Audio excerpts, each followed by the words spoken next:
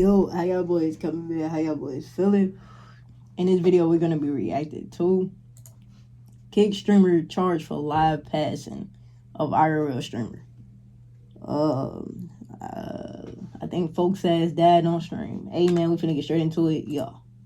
Live on stream after a 10-day marathon. This French IRL streamer passed away live on stream after a 10-day marathon where his friends subjected him to abuse so brutal that they're now being held on criminal charges including assault, incitement of hatred, abuse of a vulnerable person, and recording and broadcasting violent images. After months of physical violence and humiliation on the Le Local group's Kick channel, 298 hours into a live stream, one of the group's other members reached for a bottle to throw at Jean Pormanov to wake him up. But the 46-year-old streamer had died in his sleep. His autopsy, scheduled for Thursday, will look to establish whether his co-streamers bear responsibility. Wow, that shit crazy, folks. Come under fire for failure to prevent the months of violence in plain sight. I mean, watching these clips, especially seeing a bunch of these uncensored ones that went viral on Twitter shortly after this originally happened, is beyond depressing. And it shows how messed up the attention economy is. Because people will apparently torment someone until their last breath for social media attention. And to make things even worse for the streaming site, French authorities have now requested arrest warrants for Kick's Australia-based executives, meaning this is going to get a whole lot bigger and likely messier than Kick ever wanted to or even expected. Many of you guys have probably heard of this story by now because it happened like 6 months ago, but there's been some recent updates that are honestly crazy.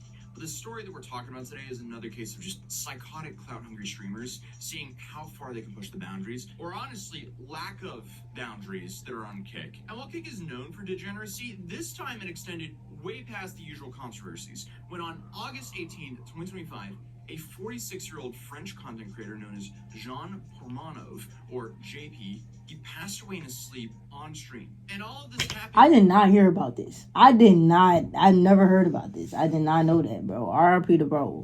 After he was essentially tormented by his friends live for the entire world to see for 10 straight days. And while the autopsy suggests that his death was due to exhaustion, once you see some of the things that JP endured, it's hard to believe it wasn't a contributing factor. And I'm sure a lot of you guys couldn't avoid seeing some of the things he was subjected to being plastered all over the internet. Even if it started as a joke to get attention online, it's easy to see how... Bro, I wish, man, look, folks, I wish my homies, my so-called homies would try to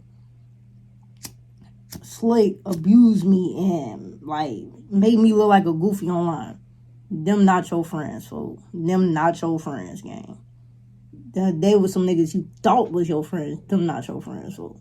Real niggas wouldn't do that. Real homies would not do that, folks. Real niggas that got the best intentions for you wouldn't do that to him. Tiring and even fatal this could have become. I mean, just 4 days before his passing, JP expressed in text to his mother just how exhausted he was and how he felt trapped and being held hostage, and confessed to being fed up with the humiliating streams that he made his name from. As a death game. And out of the gate, it seemed like the French government was hoping to make an example out of the controversial streaming site, since they reportedly launched an investigation into whether Kick was knowingly broadcasting, in their own words, videos of deliberate attacks on personal integrity. But, you know, for about half a year, we didn't even hear anything until on January 27th, 2026, French prosecutors requested arrest warrants for Kick's Australia-based executives, meaning it's getting serious now. But let's back things up just a little bit and give some context, because what if I told you this isn't even the first time these streamers have been under criminal investigation for the exact same content? And this potentially could have been prevented, because JP, who is a popular French streamer known for his volatile reactions and his extreme challenges, he was recruited to be a part of this streaming house called Le Local by Owen Sensazodati, who goes by Naruto, and Safin Hamadi, who posed as his friends, I guess, but now are being criminally charged after, contributing to this marathon stream in which John's life ultimately ended. Since at least 2023, John has been essentially tormented by these friends on Kick for public entertainment, with the punishments ranging from things like, firing paintball guns at him to choking him for increasingly longer intervals each time. And nah, this is abuse, gang. They was dead abusing this man, fool. And the fact that like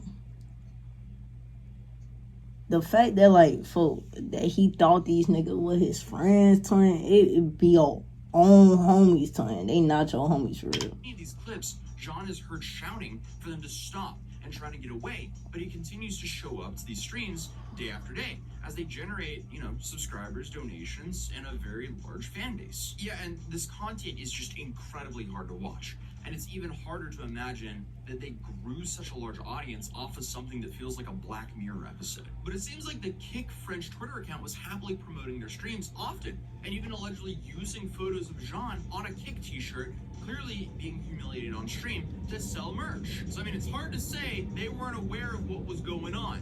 Right. It looks like they might have been using this for marketing, but it seems like everyone, including Jean, was happy to continue to laugh at everything going on, instead of, rightfully questioning if all this was just a little bit too crazy. Because remember when I said that this wasn't the first time this group had been in hot water for the legality of this content? Well, back in December 2024, there was actually an investigation launched into Owen and Safine for the possible torture that they were live streaming to a massive audience. And they were even... So wait, folks.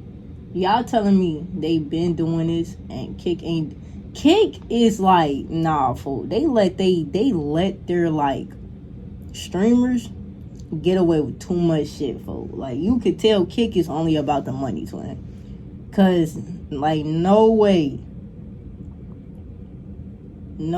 should this have been allowed. Genuinely. And held by the police for one day in January 2025. But even when given the opportunity, JP refused to accuse them of any wrongdoing or press charges. So it was all dropped. So it kind of seems like they all agreed on that this was just an act to generate money through social media. Until it wasn't, I guess. There's also this really creepy clip where Owen and Safine pressured JP into essentially saying that if he passes away on stream, that it's not their fault. So yeah, I mean, it kind of seems like the guys knew what they were doing. Yeah, oh yeah, they definitely did. Cause who says that to their homie? Hey, yeah, bro, if you die, it ain't our fault. Alright? Yeah, I bet.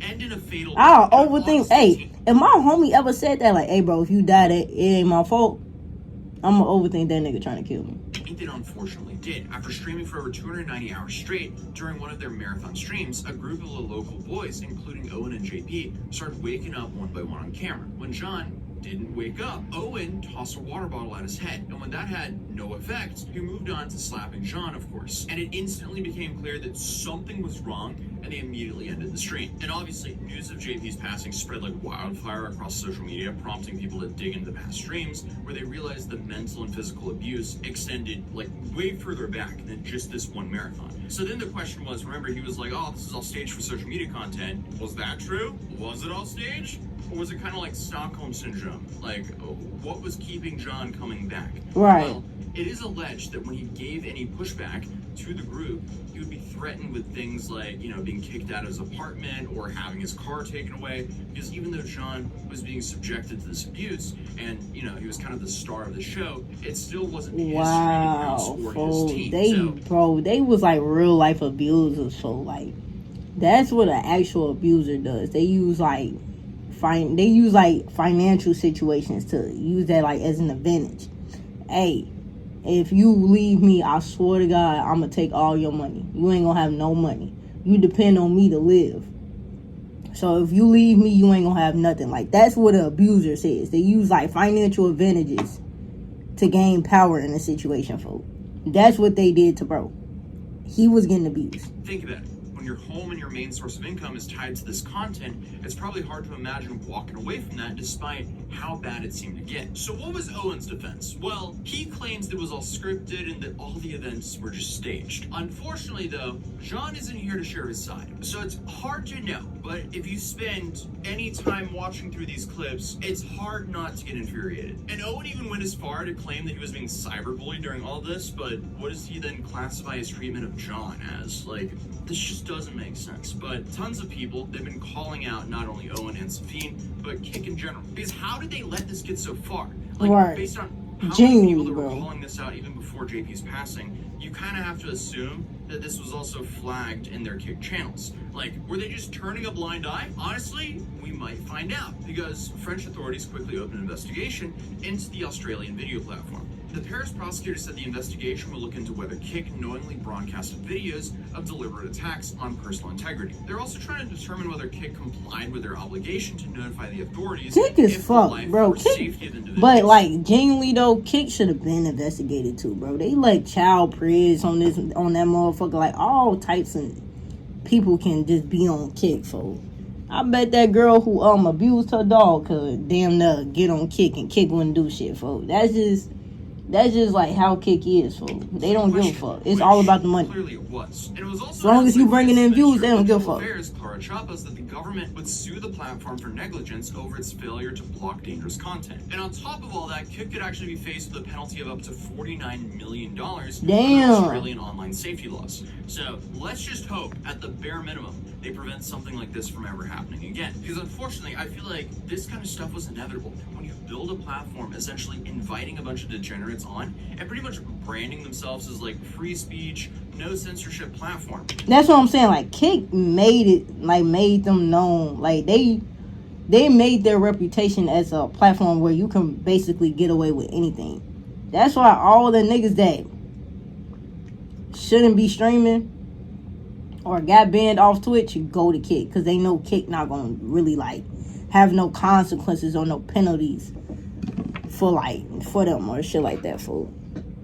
So naturally, a bunch of degenerates join and immediately start streaming themselves being awful human beings. And no, I'm not saying just because you streamed on Kik that you're an awful person. I'm just saying that awful people often gravitate right with being awful. So something crazy like this happening was kind of inevitable. But this is probably why there's been no platforms really like Kik, and every other, social media platform or like content platform that doesn't censor that much inevitably gets shut down. Yeah. Because it is absolutely not cheap getting sued a whole bunch. Yeah, not at all. And Kik just got sold for $50 million. Mentioned earlier, just days ago, French authorities have requested arrest warrants for the Kik Australia-based executives. Oh shit, and arrest warrants for they dumb ass. Damn, they trying to prosecute y'all ass. Yeah, as I mentioned, they failed to respond to previous subpoenas for questioning regarding this case. What? So, I guess the goal is to question these executives about their observations of the many situations and measures that Kik may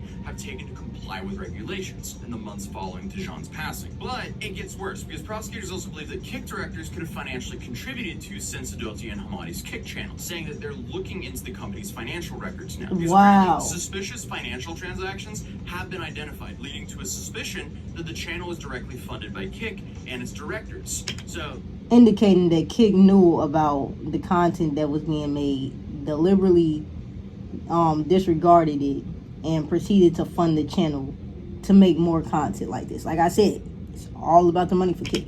That's what they told the French news outlets. And honestly, that could mean a few things. So obviously, they were financially benefiting from Kik because they were, to my knowledge, Kik partners and they were streaming on Kik. But are they trying to say that Kik directors were directly donating to the stream to incentivize the stuff that was going on here? Is that what they're saying? Because if so, that's what I feel like they're insinuating. Crazy. And that would also make Kik's involvement and more. Yeah, that'd be bad. Their knowledge even more disgusting. Right. That being said, though, there will definitely be a whole bunch of updates on the investigation. Damn, this is crazy. That's crazy. Now, that's genuinely crazy, bro. If Kik was actually funding the channel and then lied, acting like they didn't know about the situation, that's gonna be that ain't gonna folks. This is crazy. This is crazy, folks. The fact that Kik even allowed this to keep happening, bro. Nah, man. Allowed that content to keep being made. Man, and now look at this shit, bro. Bro is unfortunately dead. Man, RIP to him, bro. Hey, man, if y'all enjoyed the video, bro, you already know what the fuck to do, man. Like the video, subscribe to the channel, turn on post in case y'all boys are new. I'm gonna catch y'all the boys in the next one. Y'all.